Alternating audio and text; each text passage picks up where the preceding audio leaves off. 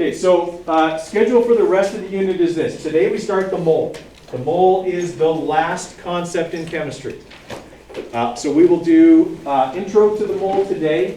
We'll work on the mole tomorrow, and I will try and carve out a little bit of time tomorrow for you to work on your reactions assignment as well, maybe 10, 15 minutes, okay, something like that. I won't be able to carve out any time today. Friday, you will do your chemistry exam review. Okay, that will be with the sub.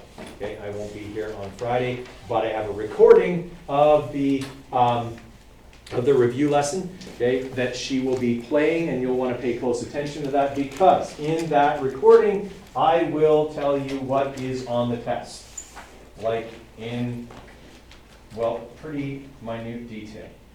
So you'll have a very good idea of how to prepare for the unit exam. All right.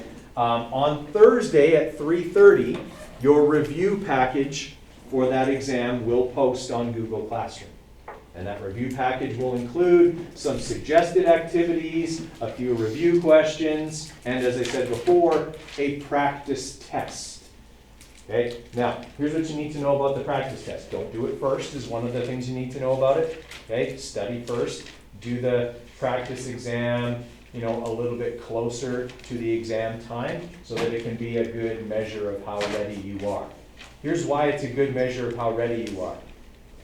It's exactly the same, well, not exactly, but it's the same skeleton as the actual exam. All right? What I do each semester is I just modify my test a little bit. It's always the same skeleton. Okay? So imagine I just, I put new flesh on the same bones. Okay? Every semester is what I'm doing. It's testing the same material, but I change an element here or there. Okay, I change a compound here or there. I'm testing exactly the same things. All right. So when you do the practice test, how you do on that is going to be a pretty good indication of how you're going to do on the exam, provided you don't cheat. Okay. And what I mean by cheat is not cheat on the exam, but like don't go looking for the answers while you're doing the practice test, because then the practice test is going to say you're brilliant and you know everything. Okay. Treat the practice test like it's a real test. Do it honestly. And then there's a key, okay? You can check it and mark it yourself, right? And then you'll know, okay, I got that question wrong, I got that question wrong. These are the things I need to work on. Okay? My suggestion would be study for a bit, especially over the weekend, and maybe try that practice test Monday or Tuesday. Okay? That way, you've got a couple of days where you can come in and go, Mr. Coderre, I got all the naming things wrong. I don't know what I'm doing. Please help me. And I can help you on that. Okay? Or I'm still confused on type 4 of the mole equation questions. Can you help me with that? That's what that test is for. Does that kind of make sense? Okay. What does your studying for this exam need to look like starting today? By the way, you should start studying. Does it need to be, I have to sequester myself in my room, eat bread and water for the next week and a bit? Okay, is that what it needs to look like? Hours and hours every day? Absolutely not. Okay, it should not at all look like that. Okay. What I would suggest for you to do is take 10 or 15 minutes today, tomorrow, Friday, okay, and just try a couple of things. Did we do all the worksheets in the workbook? We weren't even close. Okay, pick a couple of questions at random from the naming. Okay, pick 10. Check them on the key. If you did them right, you're good. Okay, that'll take you 10 minutes. All right, the next day, take 10 reaction questions or 5 reaction questions. See how you do. Okay, you're getting them all right? Good. That's studying, practicing that studying. Okay, pick a few things each day to try. Doesn't need to be a lot of time.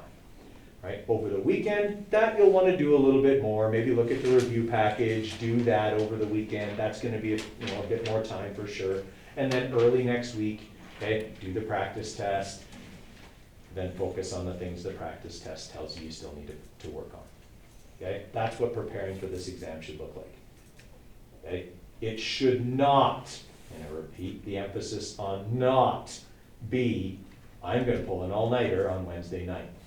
That is the only time I will study, and I will cram like my life depended on it, and then I'll be ready to go the next day. If that is your plan, that is a terrible plan. Okay? And it will result in a lot of stress and probably not a lot of success for you. Okay? I don't want you to cram. Cramming is bad. Okay? You will remember about 1/10 of what you studied if you cram. You'll remember the first 5 things you studied and the last 5 things you studied. And the 100 things in between you'll forget.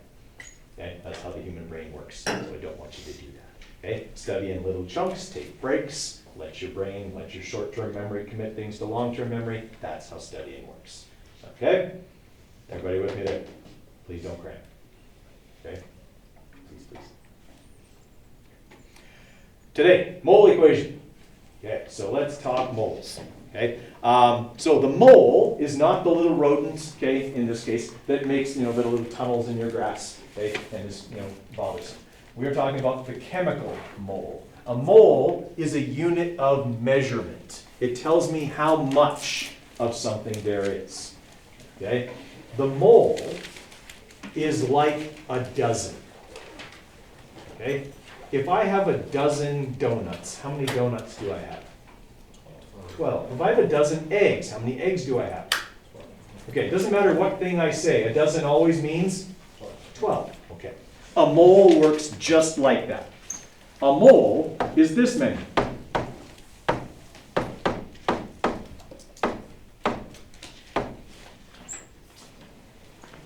.02 times 10 to the 23.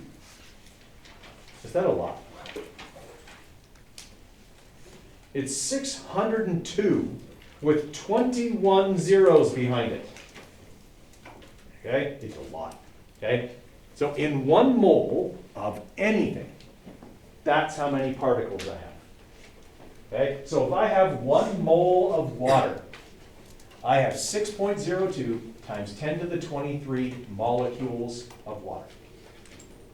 If I have 1 mole of gold, I have 6.02 times 10 to the 23 atoms of gold.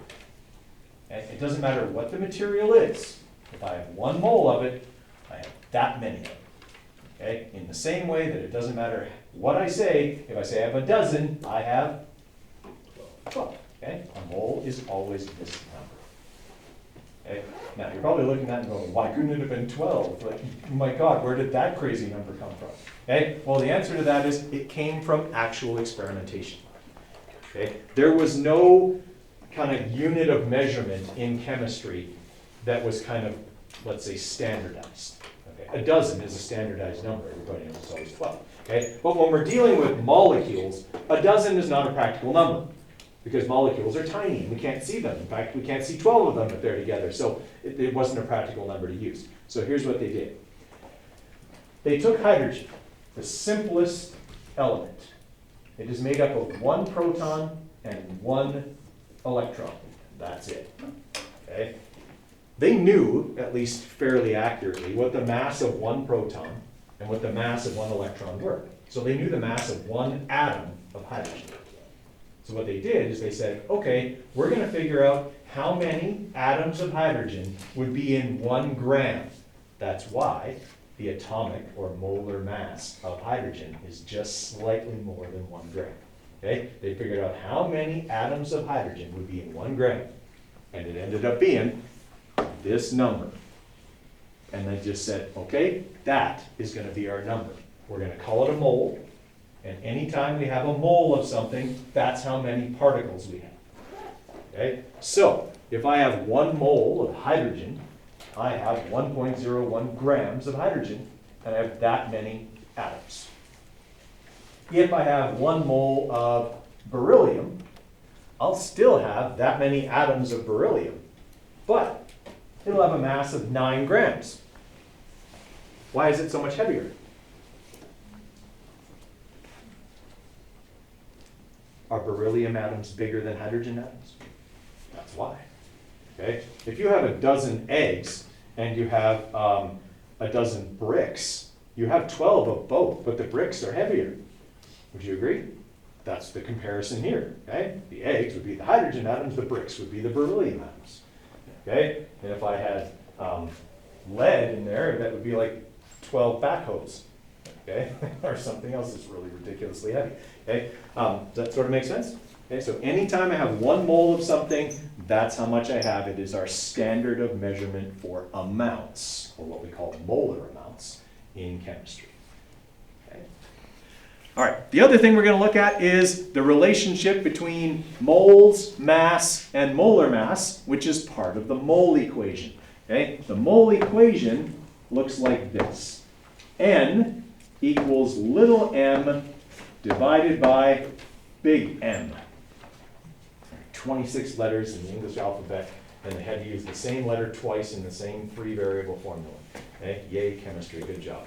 Okay, I don't know why they did that. And to make it worse, the only other letter in that formula is the other letter in the English alphabet that sounds like the one they doubled up on. N equals M over M. Good job. Okay, this is why physics should rule the world. Okay. All right, so N equals little m over big M. Now, each part of that represents something else. N is the number of moles, which we'll go over later. Okay, M is the mass in grams, and big M is molar mass. Okay, that's these numbers. Okay, in the top right corner of each element is the mass of 1 mole, or the molar mass of that material. Okay, so big M is molar mass. Now, how many of you are looking at that formula and going, oh man, if I have to manipulate that, I got to do this? Okay.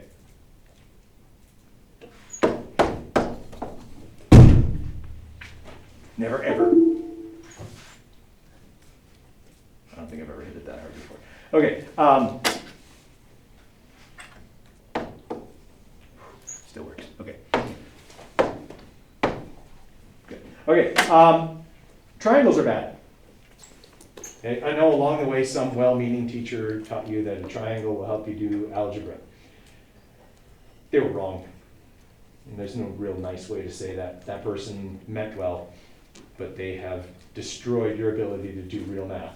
So I'm going to renew your ability to do real math, okay, by teaching you how to do algebra correctly, because triangles suck.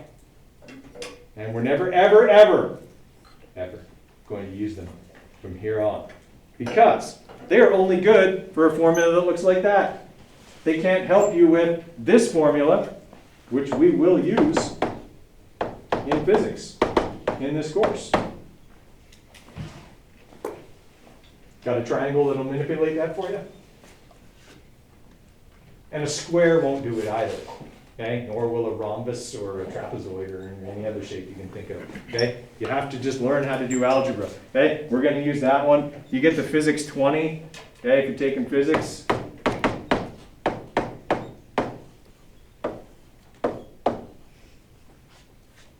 don't know what the hell triangle is going to work for that one either, okay? If it isn't. Okay, you're going to have to learn, oh gosh, what's going on here?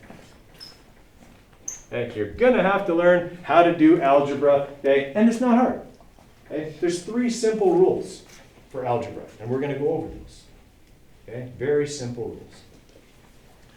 rules. And they'll help you to manipulate equations effectively, easily, efficiently. Okay, the 3 rules of algebra I'm going to teach you today got me through university physics. Okay, and I don't mean to brag, but I did real good in university physics. I didn't do real good in English, as you can probably tell. Okay, but they will help you get through it. As long as you're doing linear stuff, you're not going into calculus, okay, the 3 rules of algebra can get you through pretty much anything. And they're simple, easy rules to follow. All right, so you'll never need to draw a triangle again. Don't ever draw a triangle on anything you hand in. I will fly into a rage and no, okay, don't draw triangles, don't use triangles. Okay, let's look at the mole here. So the mole, okay, expresses the amount of a substance. Now, there's lots of different ways to measure the amount of something. Okay, if I had a bunch of something in my hand, I could take its mass, right? And I would know what its mass is in grams. Or I could measure its volume, okay? And that could tell me kind of how much of it there is, okay? So I could use volume, I could use mass. But sometimes it's helpful to know exactly how many of something there are. And when we're talking about materials or matter, that might mean how many individual particles I actually have of that material. And that is what the mole is for. Okay? The mole helps us to figure out how many individual particles that we can't see and probably can't measure, okay, would be in a certain amount of something. That's what the mole helps us to do.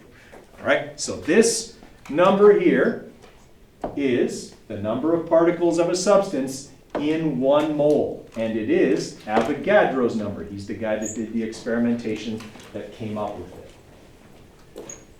All right? And for whatever reason, he decided to call that a mole. And then he also decided that mole is too long, so we should abbreviate it mole. Because we're busy and we don't have time to write the extra E. Okay? I mean, look at our society, guys. We have an abbreviation for at. Because we're very busy. Okay? We don't have time to write all that stuff. So you can abbreviate mole, M-O-L. Okay? And it always, like I said, represents 6.02 times 10 to the 23 particles. You don't have to memorize that number. It is on your periodic table, as is the mole equation. Okay, so you don't have to memorize either one of those things. They're always going to be there, but you probably will know them off by heart just because we use them so much. Okay. All right, everybody good with this so far? Okay. All right. If I want to calculate the mass of 1 mole of a substance, okay, we call that the molar mass. So I would be calculating the mass of 6.02 times 10 to the 23 particles of any given material. That would be its molar mass. The molar masses of all the elements are on the periodic table. But how would I get the molar mass of a compound?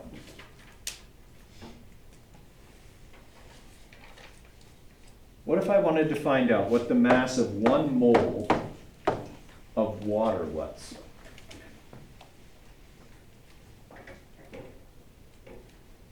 Do I know the molar mass of all of its parts?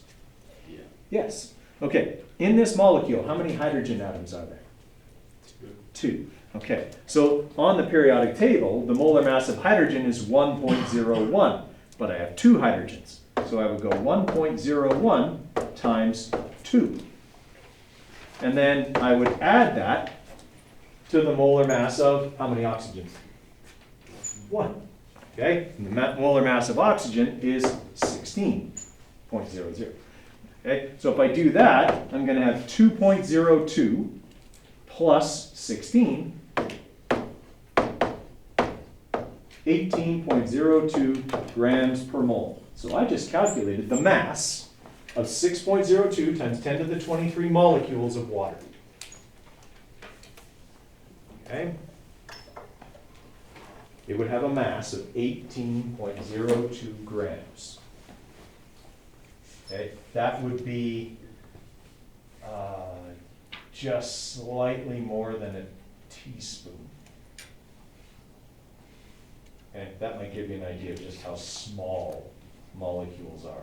In a teaspoon, okay, there are 6.02 times 10 to the 23 molecules of water.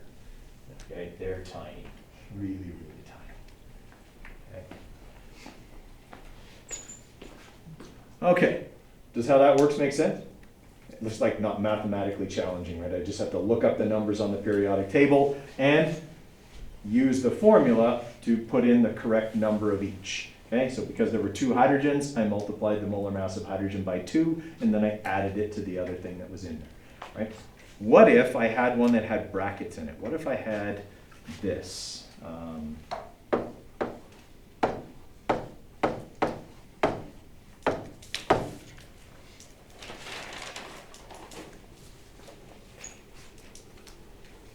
Okay, can I still calculate the molar mass of that? Okay, how many sodiums are there? 1. Okay, so I go 22.99. That's the molar mass of sodium. Okay, how many nitrogens are there? 1. Okay, so plus nitrogen, which is 14.01. Okay, plus how many oxygens are there? 3.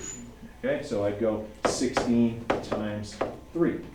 Okay, so I'd go 22.99 plus 14.01 plus 48, 16 times 3.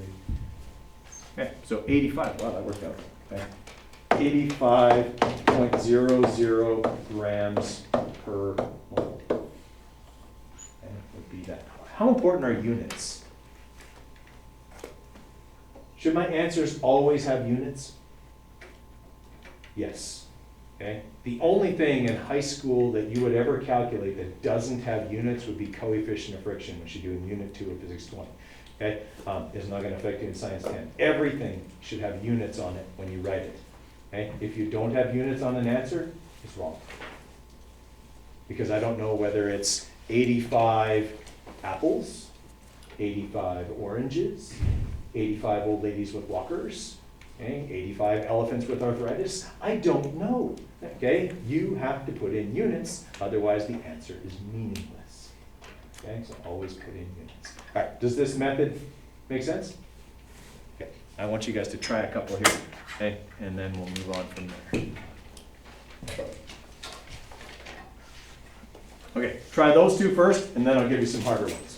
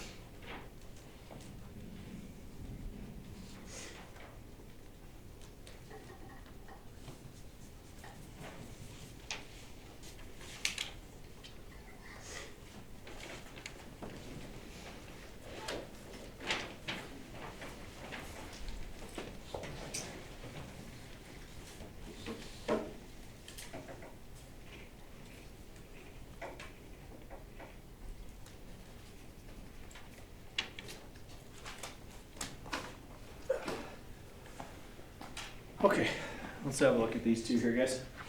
So in this molecule here, how many sodium atoms are there? Just one. Okay. Oh, I've been recording all that dead time. Okay. So there's one sodium in there, 22.99. Okay. Plus how many chlorine? Just one. Okay. So 35.45. Okay. For for that one. Okay, I add those two together, 58.44, right? Is that right? Yeah. Okay, I shouldn't do math in my head, but I can be triumphant today. Okay, 58.44 grams per mole. Okay, that's my molar mass for that one.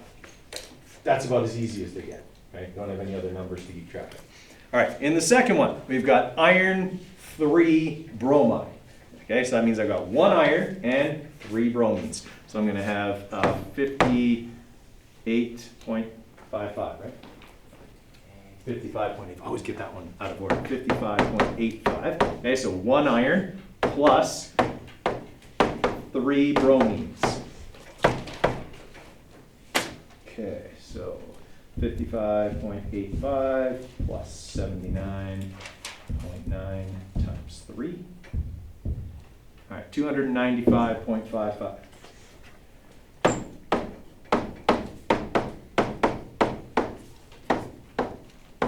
Grams per mole.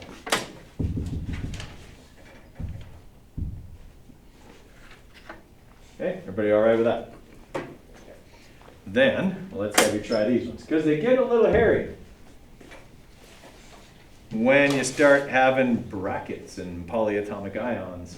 But it isn't any different than when you're balancing a reaction. You still have to figure out how much of everything there is. Okay? So it's really nothing new, you're just applying it to something else.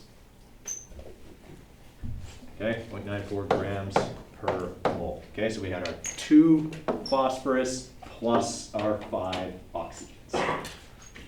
Okay, everybody all right with that one? Okay, it gets a little bit trickier when you've got polyatomic ions in brackets, but just remember, we're doing this one element at a time. Okay, we're breaking this thing down into each element as we go. So in this compound here, how many nitrogens are there? 2. Okay, because there's ammonium, but it's in brackets, and there's a 2 outside the brackets, which means there's 2 ammonium ions. So that means 2 nitrogens and how many hydrogens? 8.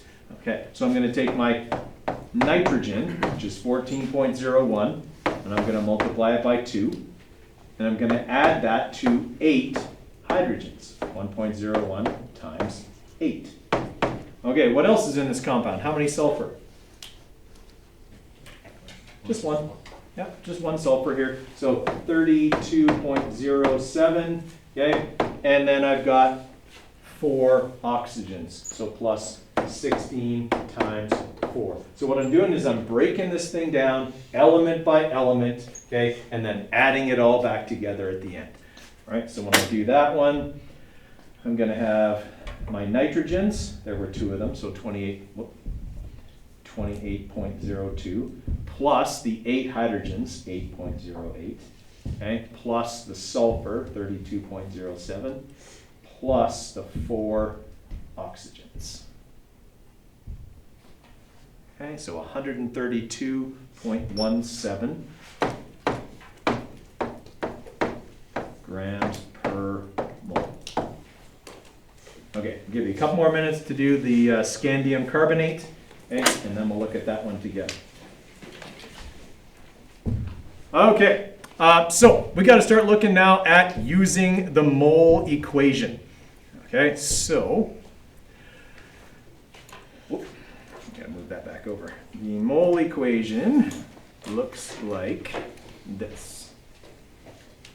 Okay, N equals little m over big M. Now, in that equation, okay, N is the number of moles. So its units are going to be moles, because it's the number of moles.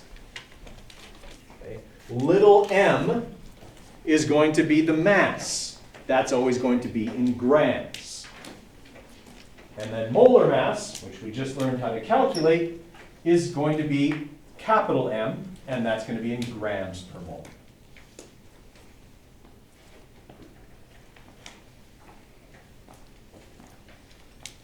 Okay, and again, units are important. So, you will be asked to manipulate this equation without the use of a triangle. Okay, now here's the good news. You're never actually going to have to calculate using algebra capital M. Why? Like, why would you never use this formula to calculate capital M? You always use this to calculate capital M. Okay? You're always going to know the compound, so you're just going to use the periodic table. M is going to be something, big M, is going to be something you're always going to know anyway. Okay, so you're never going to have to solve for it algebraically using the mole equation, which means you're only ever going to have to use this equation to solve for n and little m. And it's already set up to solve for little n, so you don't even have to manipulate it. If you're looking for the number of moles, you just plug in the other two numbers. What if I wanted to solve for little m? How would I manipulate this equation to solve for little m? David? Right, I would multiply both sides by big M, right? The rules of algebra say if I want to move something, I do the opposite. Okay, so I multiply both sides by big M, and big M would come over there, and I'd have big M times n equals little m. Is that very hard? That's the only manipulation of that formula you're going to have to do in chemistry. When we get to physics, you're going to have more complex formulas that you're going to have to manipulate. So, we go over the rules of algebra when we first encountered this formula. Okay, so what we did to move big M was we said, okay, I need to move this variable. If I want to move it, I perform the opposite operation, right? If I want to move something, I do the opposite. Right now, I'm dividing by M. So to move it to the other side, I multiply. Okay, and what I do to one side, I have to do to the other side. That's the golden rule of algebra. Okay, what you do to one side, you have to do to the other side. Right? There is actually a third rule of algebra. We don't use it for this formula, but we will use it for some other formulas along the way. So what I want you to do right now is copy down these very, very, very, very important rules of algebra.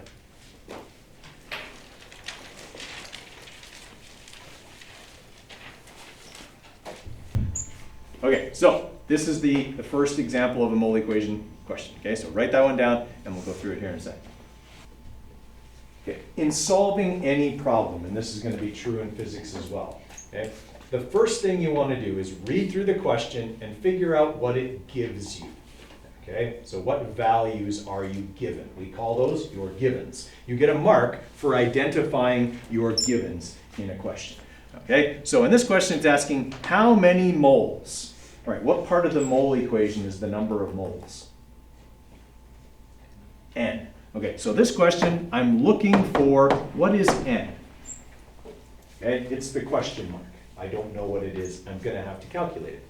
Okay, how many moles of CaCl2, so calcium chloride? What can I find if I know that formula? The molar mass. The molar mass, big M. All right, so I'm going to do that right now because they told me what the material is, calcium chloride. Okay, so the molar mass of calcium chloride is going to be, there's one calcium, 40.08 grams per mole, plus 2 chlorines, 35.45 times 2.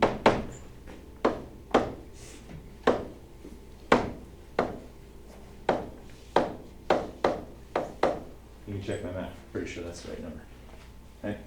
110.98 grams per mole. All right, what's the other thing that question gives me? How many grams? How many grams, which is what part? Little n. Okay, there's your first mark. Okay, when you're doing a question like this, you get 1 mark for your givens. One of those givens is a calculation. You have to calculate the mole mass. Okay. All right, I have to find the number of moles.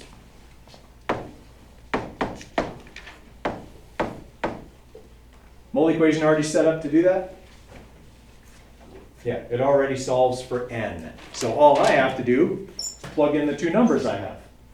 Okay, I just have to put 90 grams on the top and 110.98 grams per mole on the bottom.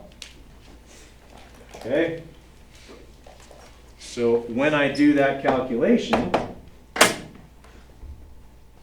okay, 90 divided by 110.98, I get 0.81 moles. Now, when we're doing calculations, guys, just so you know, keep all the decimals until you're done the question.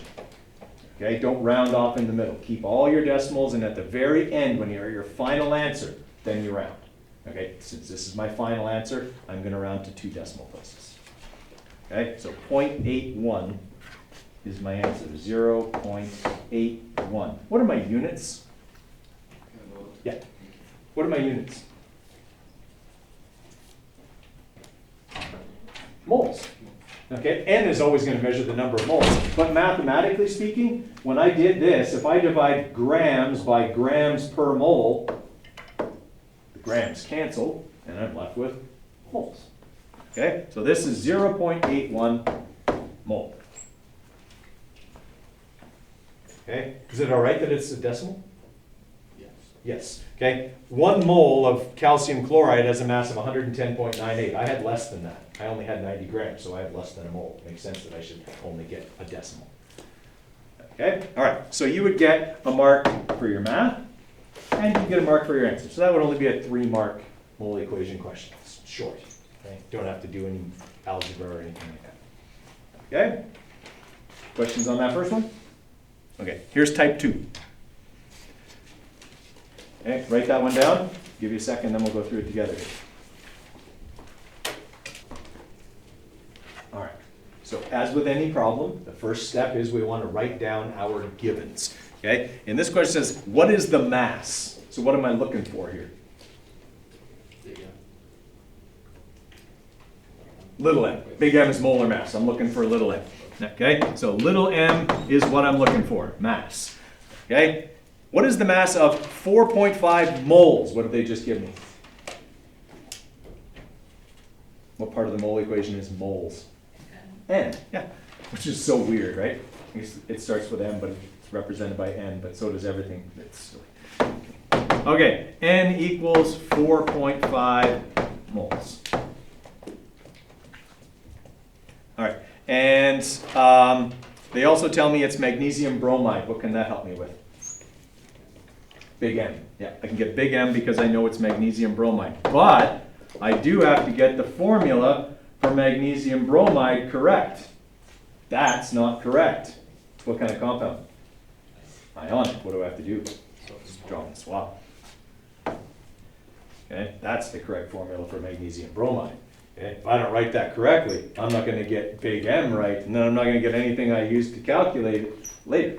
Okay, so magnesium 24.31. Okay, there's only one magnesium here, plus 79.9 times 2. That's your 2 bromines. Do you have to memorize all those masses? No. Please, God, no. You do not have to do that. Okay? I just do this so much that I know most of them, okay, or at least the common ones. You're always going to get that periodic table. Okay? That is the periodic table that will be in the Chem 30 diploma exam data booklet. Okay? You will always have access to all the information that is on that periodic table. Okay? So you never have to memorize the elements, memorize their atomic masses or any of that. It's always going to be there. Are you going to, kind of commit it to memory just by using them all the time? Probably. But you don't have to actively go out and memorize anything. Okay? All right, so when I punch all that stuff into my calculator, okay, 24.31 plus 79.9 times 2, 184.11. Okay, so 184.11 grams per mole. Okay, I have N and I have big M, and I'm looking for little m. Do I have to do some algebra? Got to move big M. How do I move big M? Multiply both sides by it. Yeah. Okay, because I'm dividing by it here, so the opposite of divide is multiply. Boom, that's rule number 1. What I do to one side, I do to the other. Rule number 2. Now I've manipulated the formula to solve for little m. Okay, that would be a mark. Your givens are a mark. Okay, and then you're going to get a mark for your math, which would be big M, 184.11, times, and that's grams per mole, times 4.5 moles. Okay, so if I multiply grams per mole by moles, am I going to be left with grams? I am. Okay, so this is going to be little m equals that. So times 4.5, 828.50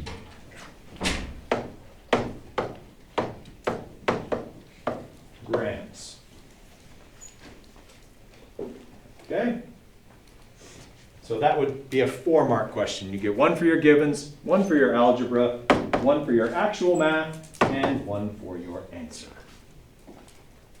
Okay? All right, so that's type 1 and type 2. Type 3 and type 4 involve an extra step. Now Avogadro's number is going to come into play for type 3 and 4. What does Avogadro's number tell me again?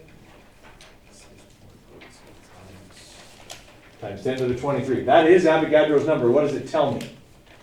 It's the number of particles in 1 mole. Okay, I have to remember that. That's the important part of Avogadro's number. You don't ever have to memorize the number, but you have to know what it means.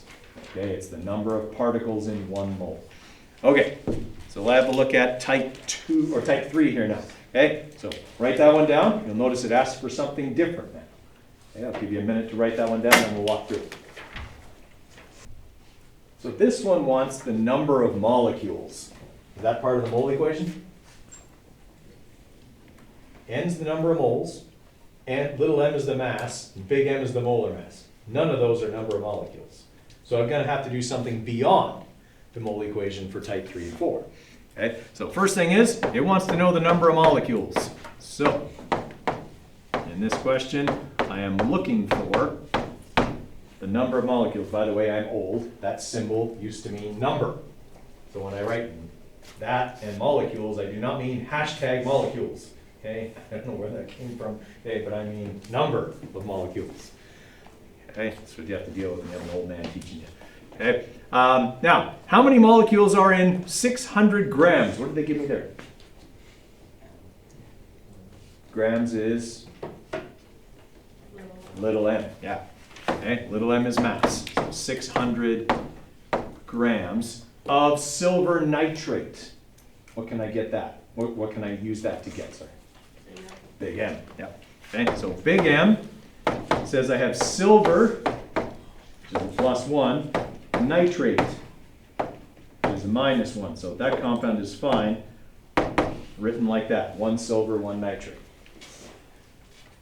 Okay, so now I've got to calculate big M for silver nitrate. So silver is 107.87 plus, okay, 14.01, because there's 1 nitrogen here, plus 16 times 3, because there are 3 oxygens in there.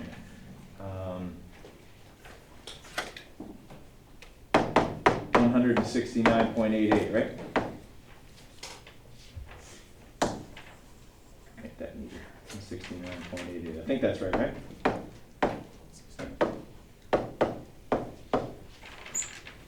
Yeah? Okay. I didn't do that in my head. I remember it from period 1. Don't get too impressed. Okay. All right, so now I know the molar mass of silver nitrate. Okay, so I have little m and I have big M. What can I calculate if I have those two things? N. Okay, so even if I don't know where to go after that, I might as well do that calculation. I'm going to get some marks for it. It's the thing I can calculate right now, so that's what I'm going to do. I'm going to say N equals little m over big M, and I'm going to calculate it. I'm going to take little m, 600 grams, and I'm going to divide it by 169.88 grams per mole. Okay, so I would get a mark for my givens, and I would get a mark for this step. Okay, so 600 divided by 169.88. Okay, 3.531. I'm going to keep all those decimals in my calculator. I'm not going to write them all because I'm lazy. Okay, 3.53 moles. All right, now I know N. I know the number of moles. But the question wants the number of molecules. So let me ask you this. I have 4 dozen donuts. How many donuts do I have? 48. How did you do that? Right. You took the number of donuts in a dozen, 12, and you multiplied it by how many dozen you have, 4. I know how many moles I have. And I know how many molecules are in 1 mole. This magic little number here that Avogadro came up with. What should I do with those 2 numbers? Multiply them. It's exactly the same operation that I just asked you to do with donuts. Okay? If you can do it with donuts, you can do it with molecules. Okay? It's the same logic. If I know how many dozen, and I know how many are in a dozen, and I multiply those numbers, I get the number of individual parts. Okay? So, I'm going to take, to get the number of molecules, I'm going to multiply n by Av's number. Okay? And what that's going to look like in this question is this. 3.53 times 6.02 times 10 to the 23. How in the heck do I punch that into my calculator? I'm so glad you asked. Here's how. Okay, first thing, no matter what calculator you have, Avogadro's number, and any other number in scientific notation, must be enclosed in brackets. If you don't, your calculator will do order of operations as per its programming, and it will mess up your answer. Okay, so if I want to do this operation, okay, what I do is I take the number I want to multiply by, this one here that I calculated with all my numbers, okay, and I'm going to multiply it by Avogadro's number. Here's how I put that in. If you have this type of calculator, okay, you're going to go brackets 6.02, and then you're going to hit the second function, so right up here, and then you're going to hit the comma. Above the comma, you will see 2 capital E's. When you press that, you get, for whatever reason, 1 capital E, okay, on there. That means times 10. The next number you put in is the power of 10. In this case, 23. Okay, so this is 6.02 times 10 to the power of 23. Okay, so if you have one of those graphing calculators, it's brackets 6.02, second comma 23, end the brackets. Okay, if you have another type of calculator, you may have a button that looks like this, capital E, capital E. If you're using your phone, I think that's what it looks like on the iPhone calculator. Okay, I don't know what the Android one looks like. You may also have on your calculator this button. Okay, that serves the same function as the 2 E's. So you would go 6.02 EXP 23, or 6.02 EE, press that button, 23, close the brackets. Okay? If you're having trouble, let me know and I can come over and show you. Okay? So when I punch that into my calculator and then I hit enter, that's how many molecules I have, okay, of silver nitrate. 2.13, now we're going to round, this is our final answer, 2.13 times 10 to the 24. Okay, so my final answer, okay, you can see here E24, my final answer will be 2.13 times 10 to the 24 molecules.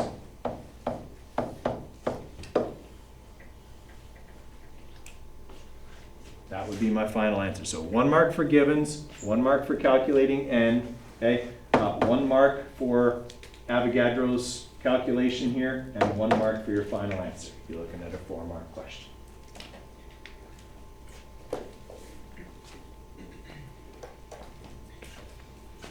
Okay, everybody all right with that? All we did was add in 1 extra step here, right? We multiplied by Avogadro's number at the end. That's all that was different. Okay, and we'll have to rush on this last one here to get it done before the bell goes. Okay, this is type 4. It's type 3 backwards. We start with the number of molecules and we work back to mass. Okay, so doing everything backwards. Right, so write that one down here real quick and then I'll walk you through it fast.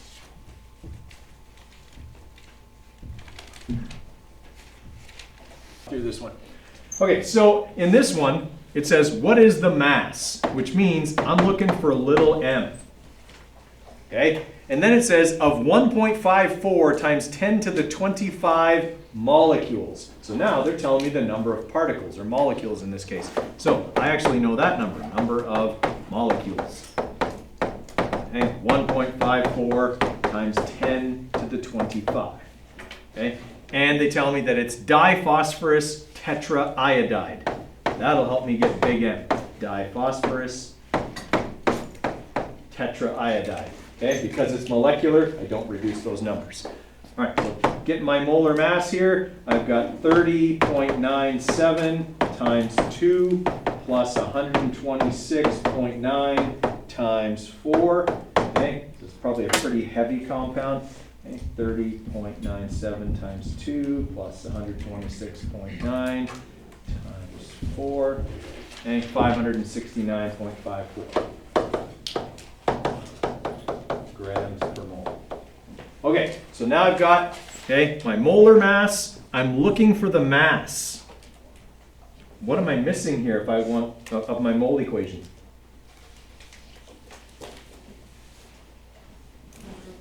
Number of moles. Yeah, I don't have the number of moles. But I know how many molecules I have, and Avogadro's number tells me the number of molecules in 1 mole. Okay, so I can use that to get the number of moles. Okay, here's how. I have 36 eggs.